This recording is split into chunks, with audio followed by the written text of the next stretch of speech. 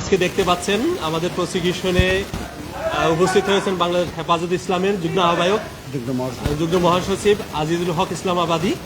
উনি হচ্ছেন হেফাজতের যে বিখ্যাত 2013 সালে 5ই মে যে হত্যাকাণ্ড সংঘটিত হয়েছে সেটার কমপ্লেনেন্ট।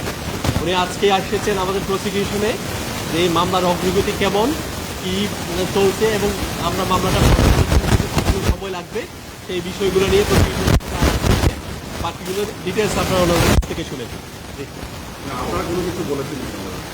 ওনাদের কাছ থেকে শুনেন, আমরা এনে ওনারা প্রসিকিউশনের সাথে দেখা করতে এসেছেন, এই মামলার অগ্রগতি সম্পর্কে জানতে এসেছেন।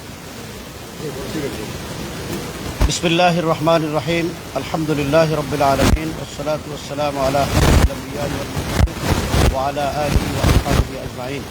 প্রিয় সাংবাদিক বন্ধুগণ, আপনাদেরকে ধন্যবাদ জানাই। একটি ঐতিহাসিক ঘটনাকে কেন্দ্র করে আন্তর্জাতিক অপরাধ ট্রাইব্যুনালে হেফাজত ইসলাম বাংলাদেশের পক্ষ থেকে আমরা অভিযোগ করেছি, মামলা দায়ের করেছি। এই মামলা অন্তর্বর্তীকালীন সরকারের আমলে করা হয়েছে। দীর্ঘ সময় এই মামলার তদন্ত কার্যক্রম পরিচালনা করে আসছেন প্রসিকিউশন। ইতিমধ্যেই চিফ প্রসিকিউটর মহোদয় নতুন ভাবে এসেছেন, জনাব আমিনুল ইসলাম সাহেব।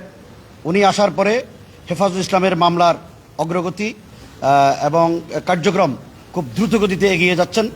উনি আন্তরিকভাবে আমাদের এই মামলাকে পরিচালনা করার জন্য এবং চূড়ান্ত পর্যায়ে নিয়ে যাওয়ার জন্য উনি এবং ওনার টিম কাজ করছেন।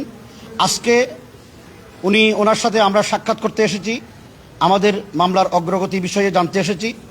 উনি আমাদেরকে জানিয়েছেন হেফাজত ইসলামের 2013 সালের 5 মে শাপলা চত্বরে তৎকালীন ফ্যাসিস্ট আওয়ামী খুনি হাসিনা সরকার যে মেসাকার করেছিলেন, এটার যাবতীয় তথ্য উপাত্ত সমস্ত ডকুমেন্ট ওনারা কালেকশন করেছেন। আগামী 7ই জুন এটার চূড়ান্ত প্রতিবেদন আদালতে ওনারা দাখিল করবেন।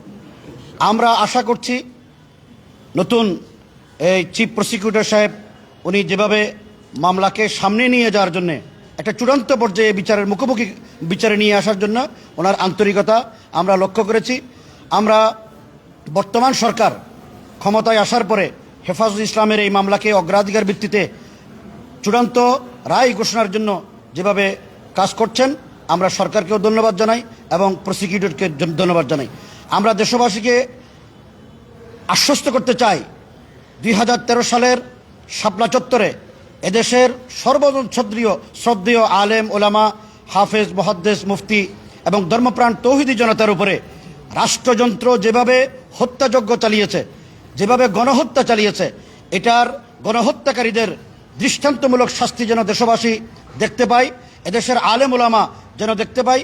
এই গণহত্যার দৃষ্টান্তমূলক শাস্তির মাধ্যমে আগামী দিনে যেন কোনো ফ্যাসিস্ট আলেম ওলামাদের সাথে, দেশের নাগরিকদের সাথে এইরকম অন্যায়, অবিচার, অত্যাচার যেন জুলুম না করে, তা যেন চিরদিনের জন্য বন্ধ হয়ে যায়, সেরকম একটা দৃষ্টান্তমূলক শাস্তি আমরা আশা করছি।